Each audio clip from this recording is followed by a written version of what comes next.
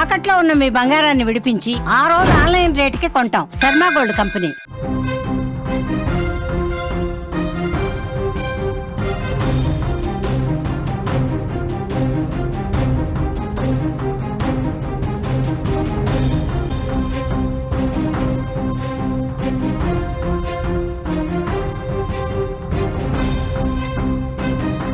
చిన్న క్లూ అతిపెద్ద మర్డర్ కేసుని బయటపెట్టింది.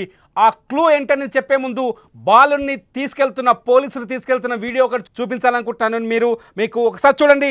మఫ్టీలో వెళ్తున్న బాలుని పోలీసులు తీసుకువెళ్తున్న దృశ్యాన్ని ఒక్కసారిగా ఒక కెమెరాలో రికార్డ్ అయిన దృశ్యాలు ఇవి చూడండి.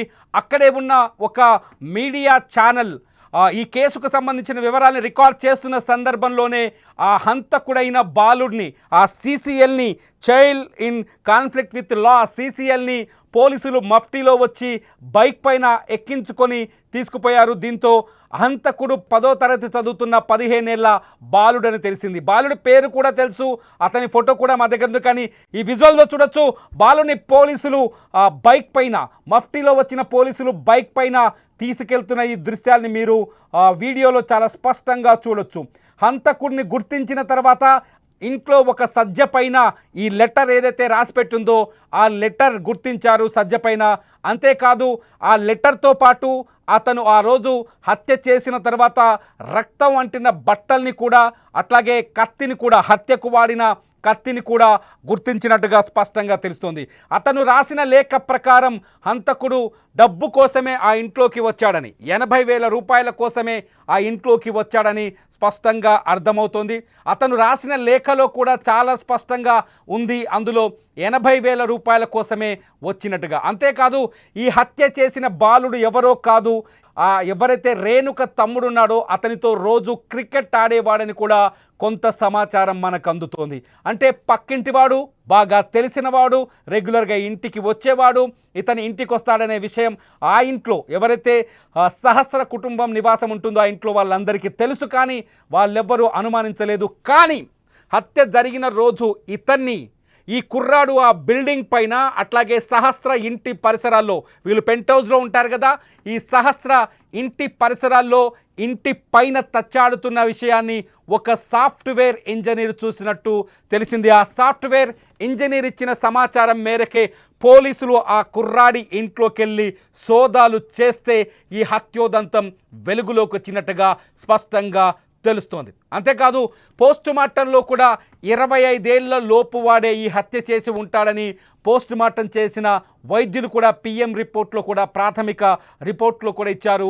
సో ఈ కోణంలోనే ఈ కేసు విచారణ జరుపుతున్న సమయంలో ఎవరైతే ఈ కుర్రాడిని సదరు సాఫ్ట్వేర్ ఇంజనీర్ ఆ రోజు హత్య జరిగిన రోజు ఉదయం 9:30-10 గంటల ప్రాంతంలో ఆ ఇంటి పరిసరాల్లో తచ్చాడుతున్నట్టుగా గమనించాడు ఆ సాఫ్ట్వేర్ ఇంజనీర్. ఇప్పుడు కీలకంగా పోలీసులకు ఇచ్చిన కీలకమైన సమాచారం ఆధారంగానే ఈ బాలుడు, ఈ 10వ తరగతి చదువుతున్న హంతకుడు పోలీసులకు దొరికినట్టుగా తెలుస్తుంది. ఎందుకంటే సీసీ కెమెరాలో పట్టించలేకపోయాయి, డాగ్ స్క్వాడ్ పట్టించలేకపోయింది, అక్కడున్న ఫింగర్ ప్రింట్స్ పట్టించలేకపోయాయి.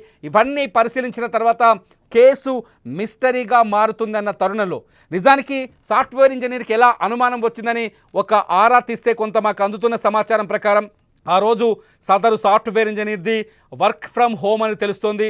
ఆ వర్క్ ఫ్రమ్ హోమ్ చేస్తున్న ఆ సాఫ్ట్వేర్ ఇంజనీర్ ఇంటిపైన కూర్చొని ల్యాప్టాప్లో పనిచేస్తున్న సమయంలో ఈ కుర్రాడు అదే రోజు 18వ తేదీ హత్య జరిగిన రోజు ఈ ఇంటి ముందు తచ్చాడుతున్నప్పుడు అతను సాధారణంగానే గమనించాడు. కానీ ఇతను హంతకుడని ఆ సాఫ్ట్వేర్ ఇంజనీర్ కూడా గుర్తించలేదు. ఆ తర్వాత ఆ రోజు మధ్యాహ్నానికే అక్కడికి జనం ఒక్కసారిగా ఇంటిపైకి రావటం, పోలీసులు రావటం, డాగ్ స్క్వాడ్ రావటం, అతను దూరంగా వేరే ఇంటి నుంచి ఇదంతా అబ్జర్వ్ చేస్తున్నాడు సదరు సాఫ్ట్వేర్ ఇంజనీర్. అతని వివరాలు ఇంతవరకు బయటపెట్టలేదు. ఆ సాఫ్ట్వేర్ ఇంజనీర్ దూరంగా ఉండి అబ్జర్వ్ చేస్తున్నాడు. కానీ ఈ బాలుడే హత్య చేసి ఉంటాడని అతను కూడా అజ్యూమ్ చేయలేకపోయాడని తెలుస్తుంది.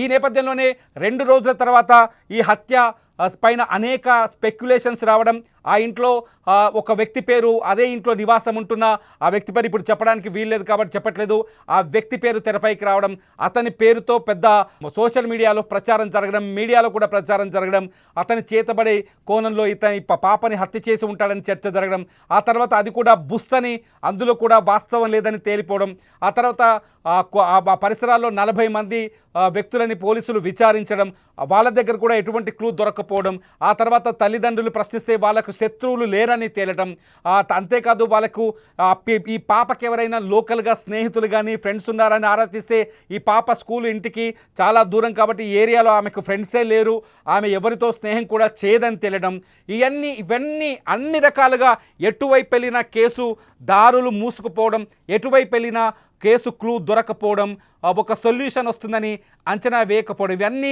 చర్చ జరుగుతున్న సమయంలో మీడియాలో, టీవీల్లో, సోషల్ మీడియాలో చర్చ జరుగుతున్న సమయంలో ఆ సాఫ్ట్వేర్ ఇంజనీర్ బాధ్యతాయుతమైన పౌరుడిగా పోలీసులకు ఒక సమాచారం ఇచ్చినట్టు చెప్పారు. ఆ రోజు ఉదయం ఈ ఇంటి పరిసరాల్లో ఒక బాలుడిని చూశాను, ఆ బాలుడిని నేను గమనించాను, ఆ బాలుడిని ప్రశ్నిస్తే మీకేమైనా ఆధారాలు దొరకొచ్చేమో అని ఆ సాఫ్ట్వేర్ ఇంజనీర్ సమాచారం ఇవ్వడంతో, ఆ సాఫ్ట్వేర్ ఇంజనీర్ ఇచ్చిన సమాచారంతో పోలీసులు కేసు ఛేదనను మొదలుపెట్టారు. ఆ బాలుడిని, అతని ఏజ్ని, అతని ఫీచర్స్ని గుర్తించి ఈ ఇంటి పరిసరాల్లో ఉన్న వ్యక్తులని పరిశీలిస్తే బాలుడే నేరుగా వివరాలన్నీ ఒప్పుకున్నట్టుగా తెలిపింది. మీరు స్క్రీన్లో చూస్తున్నారు, విజువల్ చూడొచ్చు. అక్కడ మీడియా రిపోర్ట్ చేస్తున్న సమయంలోనే బ్లాక్ షర్ట్ వేసుకున్న ఒక రిపోర్టర్ పరిగెత్తుకుంటూ వెళ్ళాడు. కెమెరా బండి వెనకాల మీడియా రిపోర్ట్ చేస్తున్న సమయంలోనే ఆ బాలుని పట్టుకొని తీసుకెళ్ళిపోయారు. మీరు ఆ బాలుడికి సంబంధించిన డ్రెస్సును కూడా చూడొచ్చు. అతని ఫోటో మా దగ్గర ఉంది, మేము చూపించలేం, కానీ ఆ బాలునికి సంబంధించిన వీడియో స్పష్టంగా లేదు కాబట్టి అతని ఫేస్ని రివీల్ చేసే అవకాశం లేదు కాబట్టి ఫీడ్ చూపిస్తున్నాం, నో ప్రాబ్లం. అయితే ఆ బాలుడిని బండి మీద తీసుకెళ్తున్న దృశ్యాన్ని మనం గమనించవచ్చు. అంటే బాలుడు హత్య చేసినట్టుగా, సహస్రని బాలుడు హత్య చేసినట్టుగా ఎక్కువ సమయం కాదు, చాలా తక్కువ సమయంలోని నిన్న సాయంత్రం నుంచే ఈ ఎంక్వైరీ జరిగిందని తెలుస్తోంది. నిన్న సాయంత్రం నుంచే అతన్ని పట్టుకున్నట్టుగా తెలుస్తోంది. అతన్ని అదుపులోకి తీసుకొని విచారిస్తున్న సందర్భం మనకు స్పష్టంగా అర్థమవుతుంది. ఆ బాలుడి దగ్గర కత్తిని స్వాధీనం చేసుకున్నారు పోలీసులు. అతను మర్డర్కు ముందు, అంటే దొంగతనం కోసం రాసుకున్న 80,000 రూపాయల మనీ కోసం, మనీ అనే వర్డ్ అతని పేపర్లో ఉంది, అతన్ని రాసిన లేఖలో ఉంది. మనీ కోసం అతను వేసుకున్న స్కెచ్కు సంబంధించిన పేపర్ని స్వాధీనం చేసుకున్నారు. అతను సహస్రని 21 సార్లు అత్యంత దారుణంగా పొడిచిన కత్తిని స్వాధీనం చేసుకున్నారు. అతను సహస్రని పొడిచినప్పుడు ఆ రక్తం చిల్లి అతని బట్టలపైన పడింది. ఆ బట్టలకు సంబంధించిన ఆ బట్టల్ని స్వాధీనం చేసుకున్నారు. ఆయుధం, ఆ తర్వాత హత్యకు ముందున్న ప్లాన్, ఆ తర్వాత హత్య చేసిన తర్వాత అతను దాచిపెట్టిన వస్తువులు, వీటన్నింటినీ స్వాధీనం చేసుకున్నారు. ఆఖరికి బాలుని కూడా చాలా తెలివిగా, చాకచక్యంగా అదుపులోకి తీసుకున్నారు. ప్రస్తుతం కూకట్పల్లి పోలీస్ స్టేషన్లో హంతకుడు ఉన్నాడు. చాలా స్పష్టంగా అర్థమవుతుంది. బాలికని చంపడం కోసం రాలేదతను. బాలిక ఇంట్లో వాళ్ళు ఎవరి పాటికి వాళ్ళు బయటికి వెళ్ళిపోతారు. వాళ్ళ మదర్ ఆఫీస్కి వెళ్ళిపోతుంది, తండ్రి షెడ్కి వెళ్ళిపోతాడు, తన మెకానిక్ షెడ్కి, ఆ పాప స్కూల్కి వెళ్ళిపోతుంది. ఆ హంతకుడు ఎవరైతే ఉన్నాడో ఆ బాలుడు ఈ బాలిక తమ్ముడితో క్రికెట్ ఆడేవాడని కూడా తెలుస్తోంది. ఆ అబ్బాయి కూడా స్కూల్కి వెళ్ళిపోతాడు. అంటే వీళ్ళ కుటుంబం గురించి పూర్తి స్థాయిలో ఆ బాలుడికి, ఆ 10వ తరగతి చదివిన బాలుడికి చాలా స్పష్టంగా తెలుసు. ఇంట్లో ఎవరు ఉండని సమయంలో ఇంట్లోకి దూకి డబ్బులు దొంగతనం చేసి తన మిషన్ని పూర్తి చేయాలని అతను ఒక మాస్టర్ ప్లాన్ వేసుకున్నారు. కానీ వాడి మిషన్కి ఈ బంగారు తల్లి సహస్ర అడ్డొస్తుందని అంచనా వేయలేకపోయాడు. వాడి మిషన్ మధ్యలోకి ఇంట్లోకి అనుకున్నట్టుగానే చొరబడ్డాడు. గ్యాస్ సిలిండర్ లాగాడు, టేబుల్ లాగాడు అనుకున్నాడు. కానీ లోపలికి వెళ్ళేసరికి ఇంట్లో సహస్రం ఉంది. అందుకని మనం చూడొచ్చు, పిఎం రిపోర్ట్లో సహస్ర పైన ఎటువంటి అఘాయిత్యం జరగలేదు, కానీ కత్తితో 20 సార్లు పొడిచాడు. చాలా స్పష్టంగా దొంగతనం వ్యవహారం వెలుగులో ఇల్లుని పేల్చేయాలనుకున్నాడు. అతని లెటర్ ప్రకారం చూస్తే దొంగతనం చేసిన తర్వాత సాక్ష్యాలు దొరకకుండా గ్యాస్ లీక్ చేసి ఇల్లుని పేల్చేయాలనుకున్నాడు. ఆ తర్వాత పారిపోవాలనుకున్నాడు. అంటే ఈ సాఫ్ట్వేర్ ఇంజనీర్ ఈ బాలుడిని ఆ ఇంటి ఏరియాలో తచ్చాడటాన్ని గమనించడం, బాలుడు అంటే ఉదయం 9:30 ప్రాంతంలో చూసినట్టుగా చెప్తున్నారు. అంటే తల్లిదండ్రి ఎప్పుడైతే వదిలేసి పాపని వదిలి ఎవరి పనుల్లో వాళ్ళు వెళ్ళిపోయారో ఆ వెంటనే ఈ హత్య జరిగినట్టుగా తెలుస్తోంది. అంతేకాదు ఈ హత్య జరిగిన తర్వాత ఆ బాలుడు ఇంటికి లాక్ చేసి మళ్ళీ తెలివిగా వెళ్ళిపోయాడు.